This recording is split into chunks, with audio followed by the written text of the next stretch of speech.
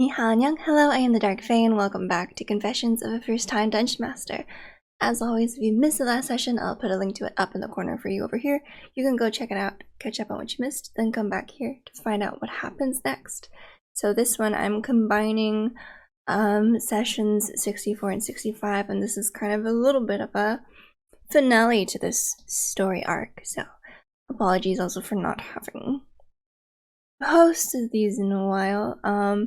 We've been on a bit of a pause, a little bit of a hiatus, so I haven't really been terribly focused on this campaign and this series, so I apologize for that, but this is now kind of a mini wrap-up, and we'll see what goes on from here. But let's get started. Okay, so from where we left off last time, for you guys it won't maybe be that long, but there's been a bit of a gap, so I might forget some things. But they left off kind of at the end of this kind of trek through this pseudo nightmare plane, and a lot of them have failed a bunch of wisdom saves. And what they don't know is that the number of saves that they failed will serve to increase the DC if Sinkane does some mind control-y sorts of magic, because he has been establishing sort of these mental links with people, whether if they go unconscious or like at the end of a short rest, they all have to roll a wisdom save to see if they forge this sort of mental link with Sinkane, which has certain effects that we'll get into later. And then the wisdom saves that they failed in this nightmare plane also cause certain madness effects. So let's see. I rolled for them and I wrote them down. So first off, the short-term madness. Basil is currently incapacitated and kind of in a fetal position currently, kind of or as they all, it's not actually a tunnel that they're hit by, it's actually a pit, but it functions the same because they fall to like kick themselves to wake up. If you've seen Inception, that's how you wake up, I guess. And they all come to kind of in the study, which is pretty different from the last time they were in it, because everything is just kind of absolutely destroyed, things kind of thrown about. There's no longer that sense of like objects linked together in puzzles. Everything was just broken, and where the hearth was that had opened up into the throne room, there is now just a long stretching hallway. But they all appear there, some in various states of consciousness and mental fortitude. So Basil is kind of incapacitated in the fetal position, alternating between like screaming and weeping. Avar is currently just like kind of curled up in a ball, frightened, as is Ferney. Kren is actually just stunned, so his eyes are open, but he's not responsive, just kind of laying on his back. And Tayral cannot speak. He's kind of unable to form words and is just kind of babbling. And I don't know why, but in this second run through this dungeon, the not being able to speak thing like has been coming up a lot. But for long-term madness effects, these ones I rolled on like a combination of the madness table and kind of an alternate madness table that I found/made, I can't remember. But Basil experiences a powerful delusion that he's under the effect of a potion, so I had him roll a dice from a few potions I had chosen, and he got the fire breath. So he thinks he can breathe fire, which is kind of funny. Avar, he got the antipathy effect, which is kind of difficult to do. So basically I just gave him like fear against like the nightmare creatures kind of that are of the mist, so not terribly relevant for the Sinkane fight, because I'm not really counting him as a nightmare creature, but if they were to encounter more of them somehow, that might come into play. Like if they don't succeed in killing Sinkane, you know. Kren has hallucinations, which gives him disadvantage on ability checks. He also can't speak for, I think, 3 hours or something like that. These all last for hours, by the way. But Kren, since he failed all 4, he also has an indefinite madness, which is disadvantage on perception rolls. I forget the actual effect, but it's, I think he's like unable to like really ascertain like what's real and what's not, and so disadvantage, permanent disadvantage. Kren's got a lot of ill effects from backing out of a deal with a hag, which you probably shouldn't do. And then this place, Teyral has extreme paranoia, so he has disadvantage on wisdom and charisma checks, which is not super bad. And then I think he also like only gets half benefit from the next long rest he takes or something like that. And then also because of the results of like the kitchens, the eating room, Ivar and Kren are both poisoned for an hour. And then so they decide to take a short rest in the study while also trying to get people back to normal, of a normal mind. But then after that hour, a disease also sets in. Not for Ivar because he's immune to disease as a Warforged, but Kren gets a pestilence where I think if he takes a certain kind of damage, I think necrotic, bludgeoning, let me see if I remember, or I can look at my notes.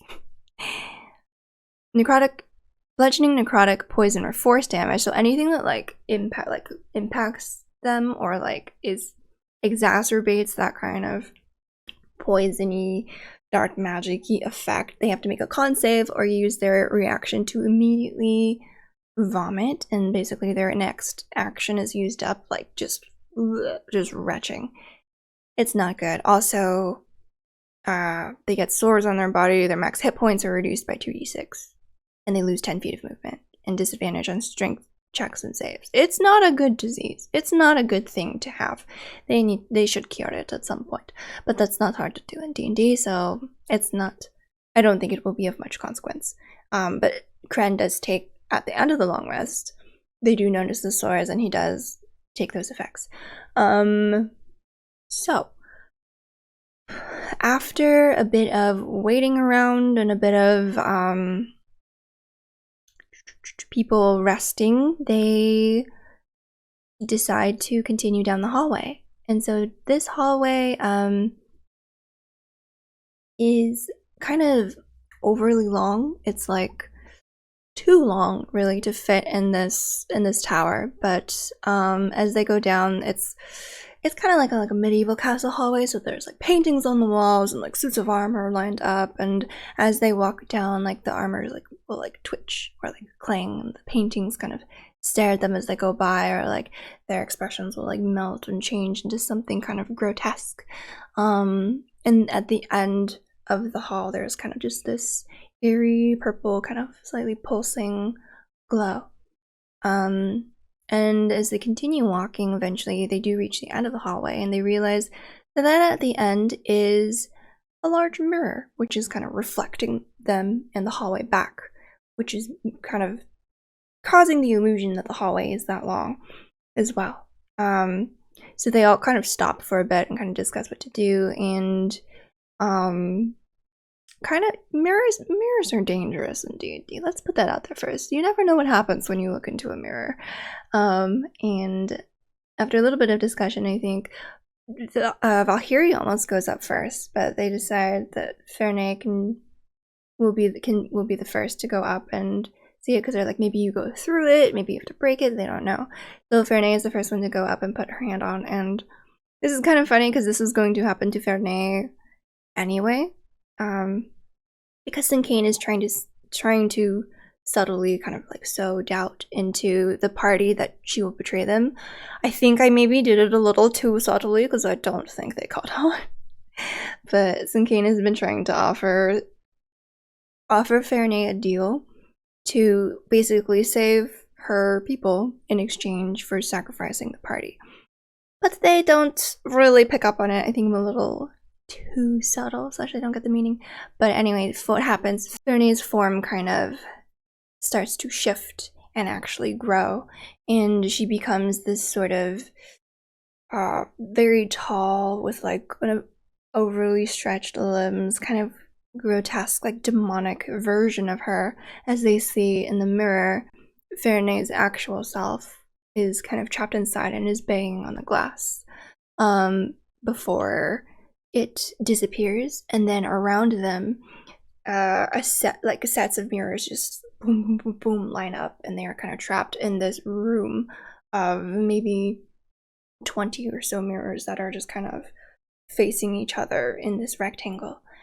And this sort of now demonized Fernie that is holding these two like very wicked daggers kind of turns to face them all and just starts repeating over and over this riddle that goes like this. Like a bird and like a stone, she seeks to triumph, her alone. Do you trust? Which is fake? Choose carefully for your own sake. She could leave you all to die, since she herself does seek to fly. But I'll show you reflections true, since this decision's up to you. Mirror, mirror on the wall, what once caused the dagger's fall? A third is opened, but does not aid. His sanity will all but fade. Trapped and lonely, what's the matter? So which reflection will you shatter? So she kind of is like walking towards them, and she does that thing where she kind of like twitches as she walks, and just kind of slowly, menacingly goes up to them as they now all frantically try to figure out the solution to the riddle behind this solution behind this riddle. Tyrell and I think Kren kind of shore up in the front to kind of try and defend the others, the smarter ones, from as they try and like discuss and figure out from this scary Fernie. And so they kind of take a look around the room, see if they notice anything, have the real perception, and they roll high enough to realize that there are 4 mirrors in this room that this demonic Fernie does not cast a reflection in. And they have certain, like, each mirror is kind of unique and like carved a certain way, and these 4 mirrors have specific symbols. So one is a vertical eye, one is a moon eclipsed over a sun, one is a set of horns, and one is a raven. So it takes them a while. They take a while to try and puzzle out the meaning behind this. And behind the scenes, this is talking a bit about this poem is referring to Fernie in the beginning, with a like a bird and like a stone. She seeks to triumph, her alone. Do you trust which is fake? Choose carefully for your own sake. And that she could leave you all to die, since she herself does seek to fly. That's what Sinkane, well, I was trying to hint that Fernie could like potentially like leave them all to die if she wanted to save her own people. But this also, in my mind, could also refer to Saint Criella. I mean, not really that Sinkane would know about. Well, he might know, honestly. He's got Mama Goddess, and Mama Goddess knows about Criella. So, it also could talk about Criella, because Criella is helping them, but she also very much wants to get out. And I think she's kind of starting to recognize, I think, that Basil's not very keen on helping, so she will take matters into her own hands, and maybe already has. I don't know. But in the second part of the riddle, mirror, mirror on the wall, what once caused the dagger's fall? So the symbol of the Grim Knives are, I think, a set of 3 daggers, or it's daggers. And this is alluded to back in one of the previous puzzles that they did in the library, and also has been mentioned once or twice in in the presence of certain grim knives. Unfortunately, my party has not really bothered to brush up on these little lore bits and hints, but basically Udaldok is a city that was once part of the nation of Prill, kind of further down south, that in bygone times fell to ruin because of Saint Criella, who kind of like everyone sort of descended into madness, and thus the city fell to ruin and was eventually kind of overgrown, taken over by the Forest of Rot, and is no more. And so that is kind of what it is referring to. This is a third is open but does not aid. Basil would know this, and I'm surprised he didn't pipe up, but Criella has 3 eyes, one of which is a vertical eye in the middle of her head. But when it says it does not aid, it could mean that like Criella herself is not aiding. Her eye does not really aid her to see more, because, you know, when people say like your third eye is open, normally they're like not enlightened, but like they can see further, or like they can like perceive things that they couldn't normally, or can kind of understand more about themselves or like the world around them. But in Criella's case, because she is so just messed up in the head, it doesn't really do that for her. She sees everything in a very twisted way. So trapped and lonely, what's the matter? Which reflection will you shatter? Vernay is trapped in a mirror, and who knows if how many chances they get, and which mirror you could break. So after quite a bit of discussion, I think they decide to break the Raven, which is not correct, because the one, the mirror they are looking for is the one with the vertical eye, which symbolizes Criella. The rest are kind of random symbols that potentially have some sort of meaning or connotation to Wystria or the Grim Knives, etc., meant to kind of throw them off. But so they break that mirror, and the Fernay entity, which, because they took quite a long time, has also taken some swings at a couple people, but it laughs and then emits this loud piercing kind of scream. So everyone makes a wisdom save. Those who fail take some psychic damage, and she also will attack as well. And Fernay also takes that psychic damage as well. They can kind of hear her within one of these mirrors being hurt. So when the mirror is shattered, all of the mirrors kind of reform again, all different. And they notice that in those 4 mirrors where there is no reflection, 4 new symbols kind of have taken their place. So there's like a skull, a quill, a crown, I think, and a serpent. I don't entirely remember which redundant ones I chose. So now they're kind of trying to think of like what saint maybe this is referring to. So they have encountered or read about or 2 saints that have kind of conquered a city. One is Criella, the other is, I think, I want to say Driatunis, who once conquered Azadin. She's the fearmonger. It might be Niobe Paul is the fearmonger. I don't remember which thing. But anyways, so kind of going with that, I think they end up choosing the crown, which is the correct one, but kind of for the wrong reasons. They choose it because they think of like Azadin's fall, or like conquering a city, but it's actually also alluding to Criella's symbol, which is a dark crown of jagged wrought iron. But they do get it, and then the mirror shatters, and this time the demonic Fernay disappears, and the real Fernay like tumbles out of the mirror opposite to the shattered one, looking a little shaken, but she's Fernay. She's got this. And then the mirrors vanish, and before them, a grand set of doors now opens, with a misty veil covering the entranceway to the throne room, a la Dark Souls, because I have to.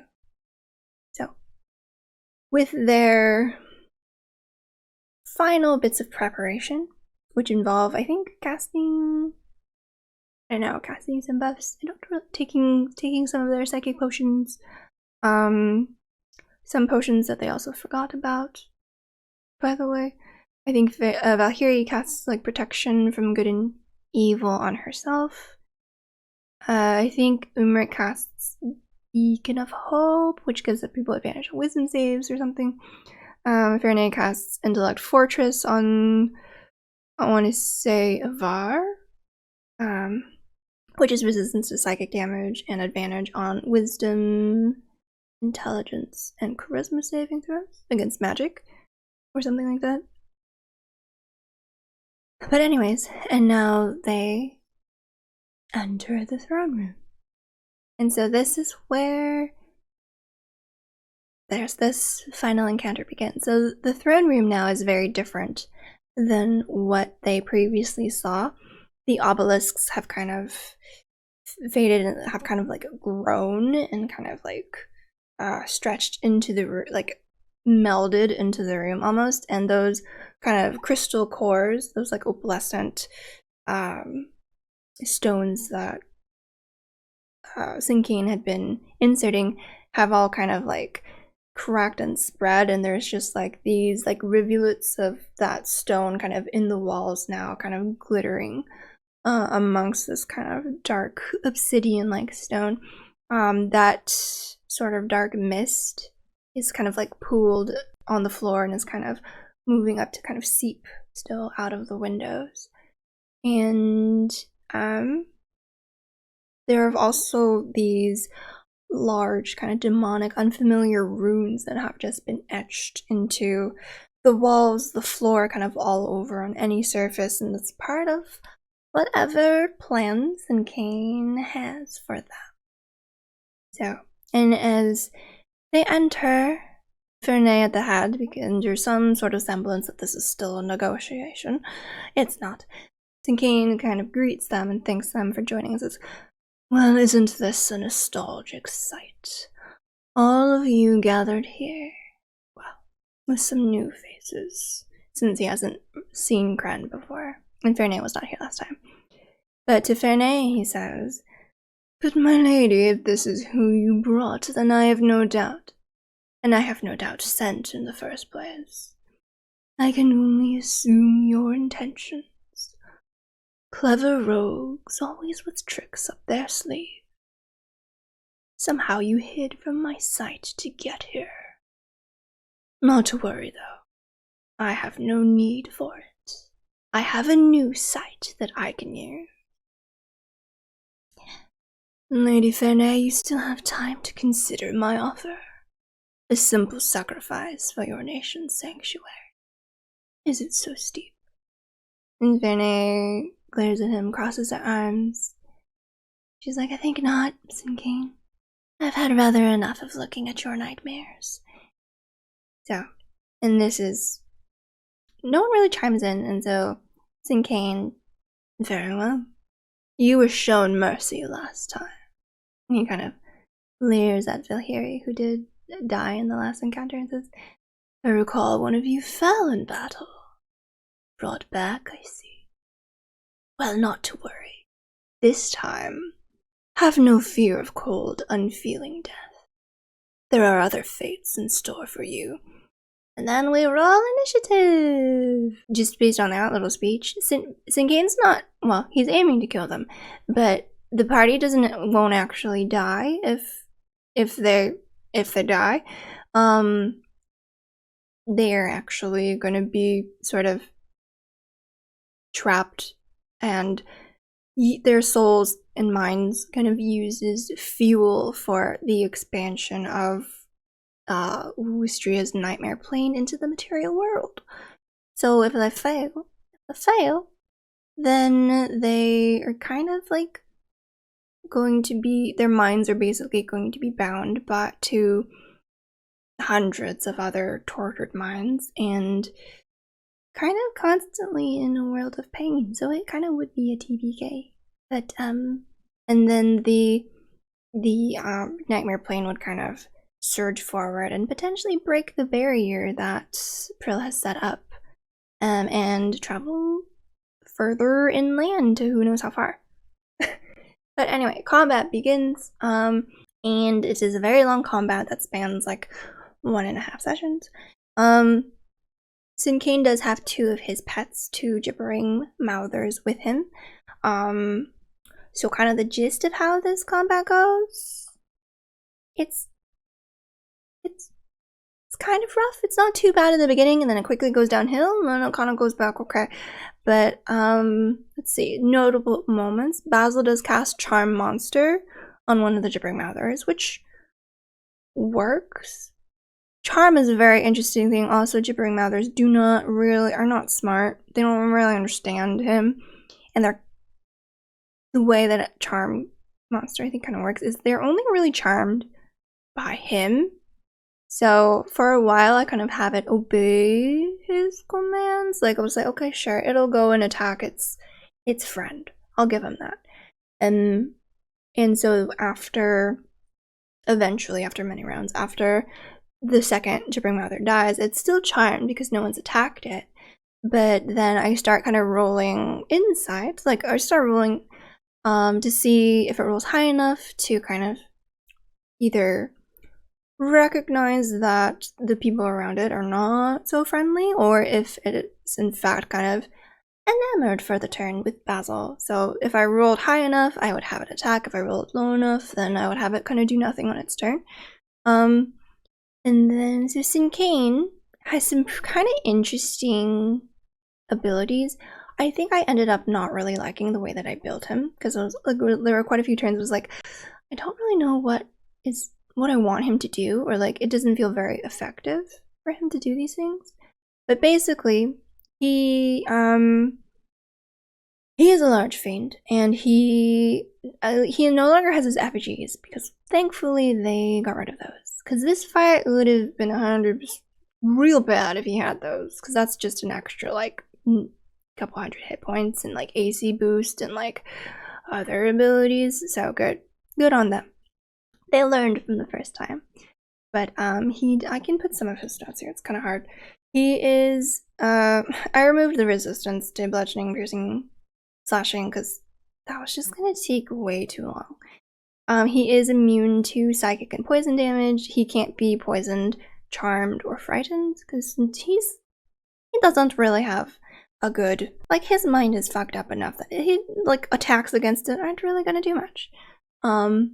He does have regeneration, so he regains 10 hit points at the start of his turns. He has magic resistance, and then so I kind of took this from I think the Elder Brain or just like some other monstery madnessy monsters in the manual in D&D Beyond.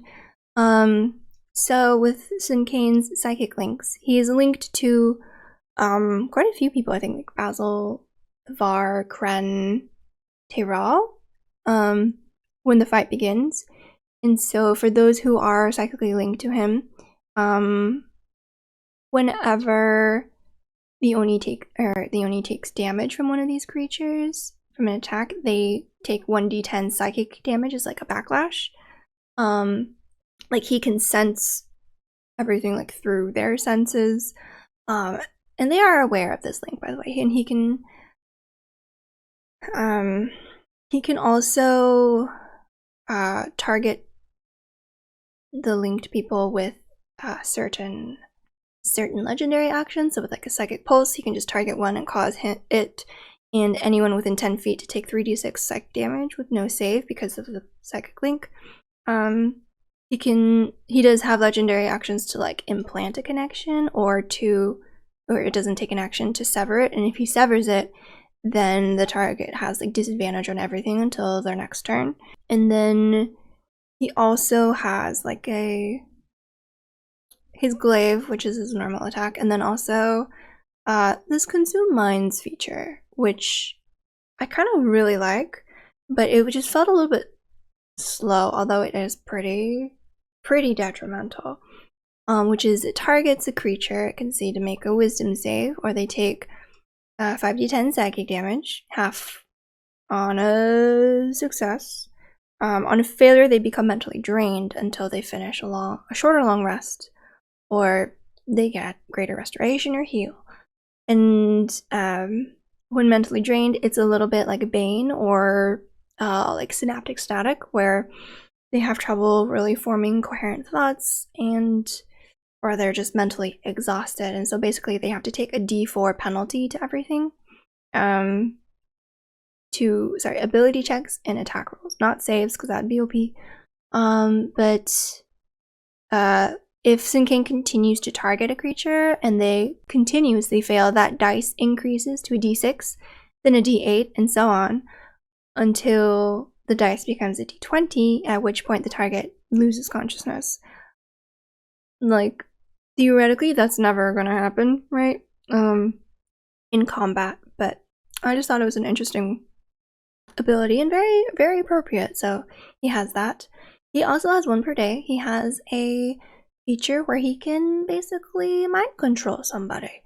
He chooses this. So I had chosen my target before combat, and it was going to be Tyrell.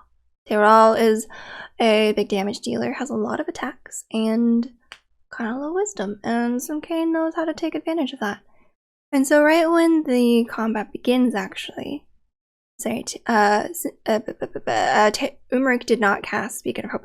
He cast Holy Weapon on Tyrell's short sword.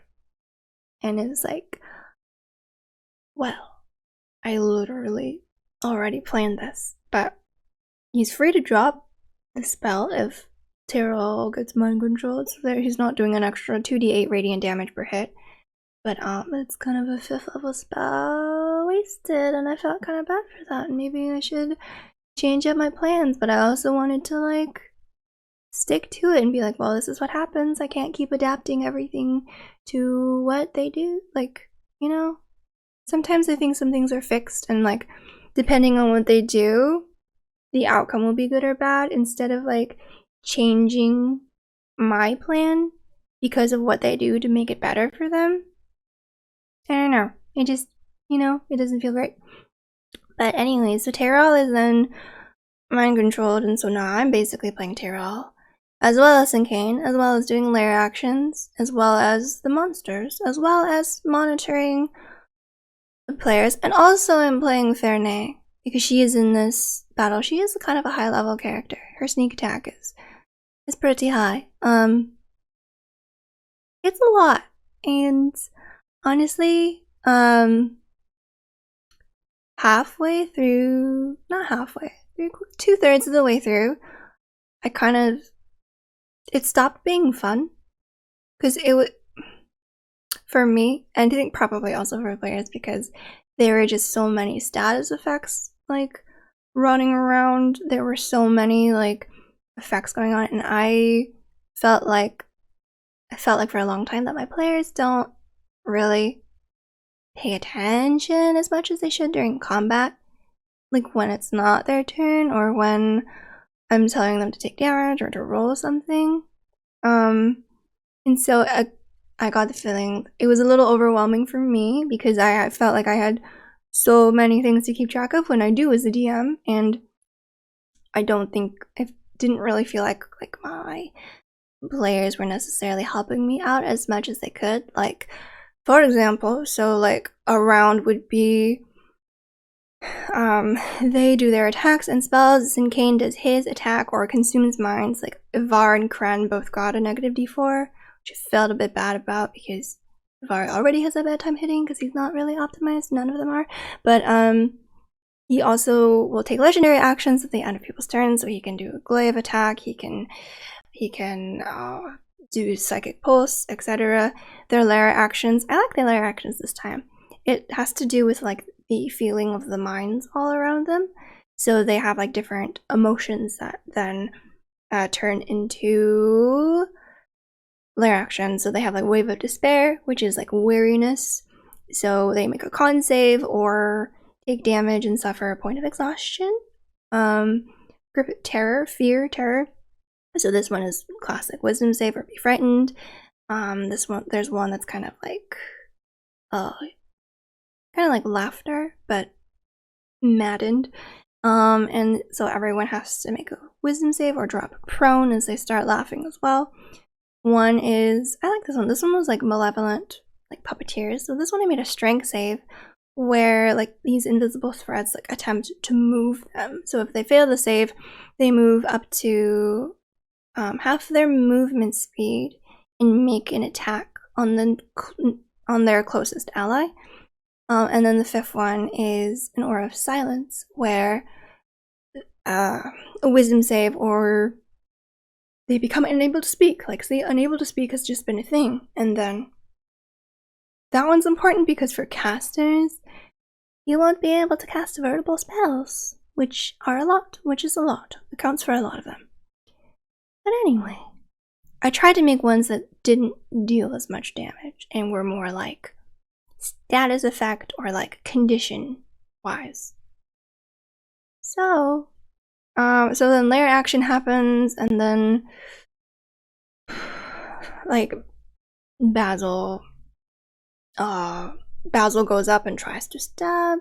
Valkyrie turns into a giant scorpion and finds out that Sinkane's immune to poison damage, which sucks, but it still has him kind of grappled so that he's kind of surrounded. His pets are nearby, so everyone within like 20 feet of them at the top of their turns has to make a wisdom save, or otherwise they're kind of affected by the confusion effect of a gibbering mouther. And so it was like just so many status effects flying around. The fear, the confusion, the D4, the like being prone, being I don't know. It was a lot. And then I just had to like every single turn, or like I announced, like, if you are within 20 feet of these creatures, at the top of your turn you have to make a wisdom save. Like, say it once, and I've been telling people to do it at the top of their turns. It's not that hard, and none of them are really like moving all that much. So also, on top of all those status effects, all of their madness effects, Crohn's disease effect. You see how this suddenly turned into a nightmare for me? It's a nightmare for them and also a nightmare for me. And so there came a point where like people were literally like, their turn would come, and then because I'm keeping track of a million things, and they would start saying their turn, and then like 3 sentences, and I'm like, oh wait, maybe none of this matters because make your wisdom save. Like, make your wisdom save. Make your wisdom save. And so it just constant. Like, I know I'm the DM and I'm supposed to tell people when to roll, but like, help a girl out. If everyone around you making a wisdom save at the start of your turn, just make the wisdom save so I don't have to keep saying it. Like, I shouldn't have to at some point, you know? But so kind of like halfway through, 2/3 of the way through, I got kind of tired. Like, Sinkane is I think it's very cool, but I wasn't really loving his abilities, and like, I had to cast some spells, but here he got very lucky with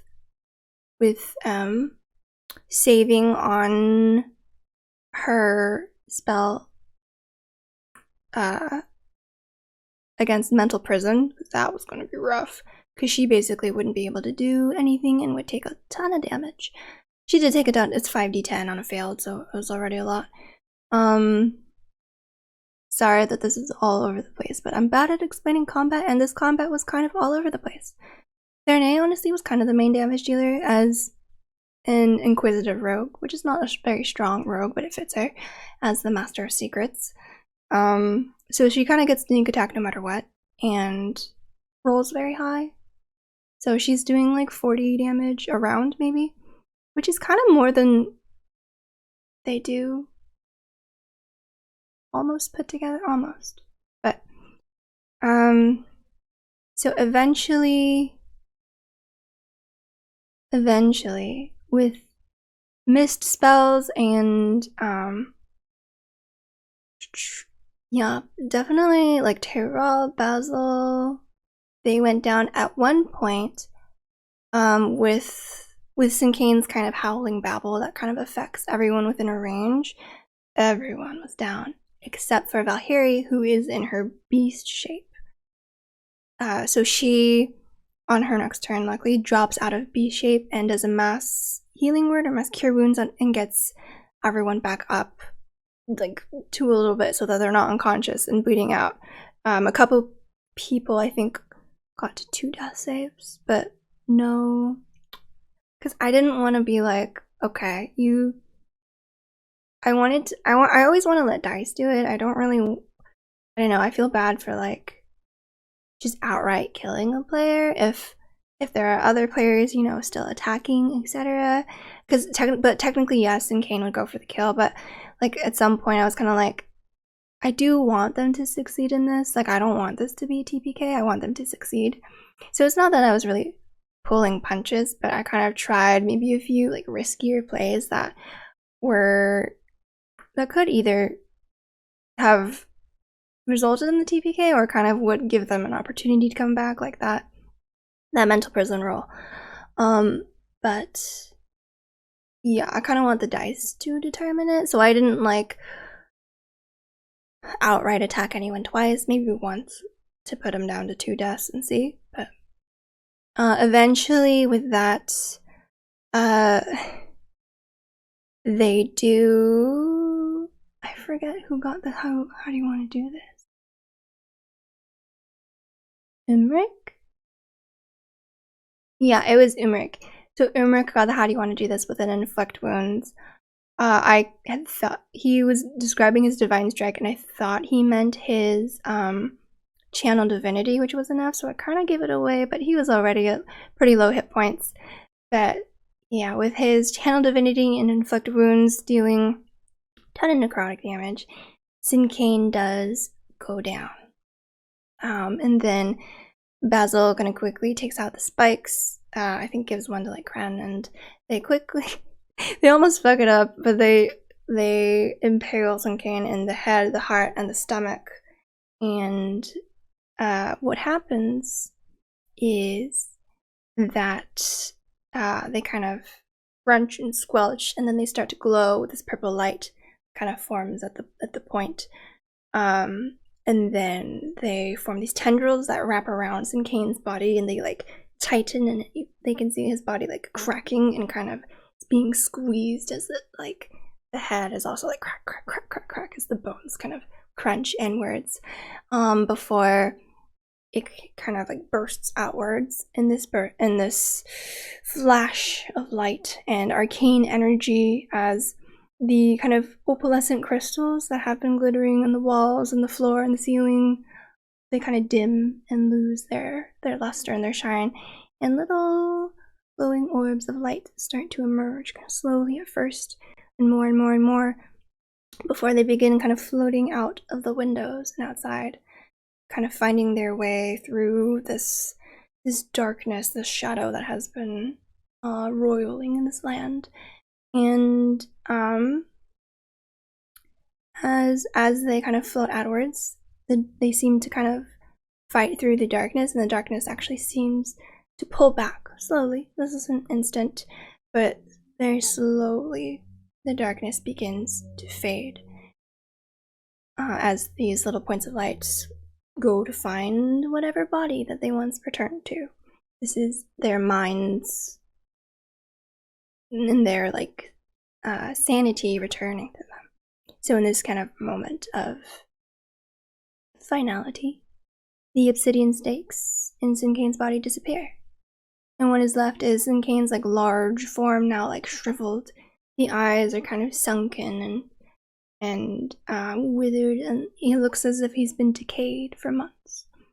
And they all look around, and the tower starts to rumble, and they can all kind of feel or quite hear a distant shriek, as though one echoes on a different plane, and the tower starts to shake. Pieces of stone start to fall as the tower begins to crumble. Pillars crack and break, and they quickly all join hands, bringing Sinkane's body with them, and teleport back to Lovos.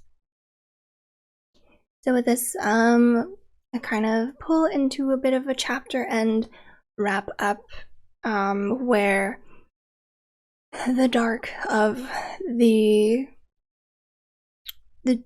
shadow and the nightmare plane kind of now recedes, and the Grim Knives kind of quickly mobilize people to go out and help those who are recovering from their ordeal, and kind of helping them find their way back home and kind of help them get their footing, as they're all very disoriented and confused and kind of still a bit messed up inside, a bit haunted. They meet again with Lady Erelda and Asmodeum. There are a few actually Warforged guards now in Prill, kind of just holding the defenses in case this went south. But they are awarded, the party is finally awarded with 12,000 gold, a 500 GP diamond, some limited access to Grim Knife amenities, and the option to potentially join the Covenant in the future if they so wish. They have an option of getting a magical tattoo if they want. Only certain ones though, like Coiling Grasp, Eldritch Claw, Shadowfell, a spell tattoo, Masquerade Illuminators. Those are all from like Tasha's. They also get a Ring of Evasion and a Pearl of Power. So I thought, okay, I'll throw in some like nicer items maybe, and a lot of gold so that they can actually spend some money on maybe stuff that they want or need, and can now outfit themselves instead of the quest givers outfitting them for them. Okay. With that then, they kind of wrap up, and then they are free to choose the next place that they wish to go, with some unfulfilled knowledge kind of now at their grasp, and a promise that they have made. We'll see, I guess, where the next steps take them. Maybe, if this isn't the end of the campaign. I don't know. The party a little divided right now, as to whether or not we'll keep playing, but that is session 64 and 65. This is a very long one, I apologize. I probably should have divvied it up, but thank you so much for watching. I hope you enjoyed. I hope you've been enjoying kind of going along on this journey and following along with the story of this campaign as much as I have. For all my complaints and uncertainties, I do really love writing. I do really love D&D, and I'm actually quite proud of this world that I've built and the story that I've kind of woven for my players and their characters. So yeah, so don't forget to like, comment, subscribe for notifications when I put out new videos. I love you all, and I'll see you maybe in the next one. Bye!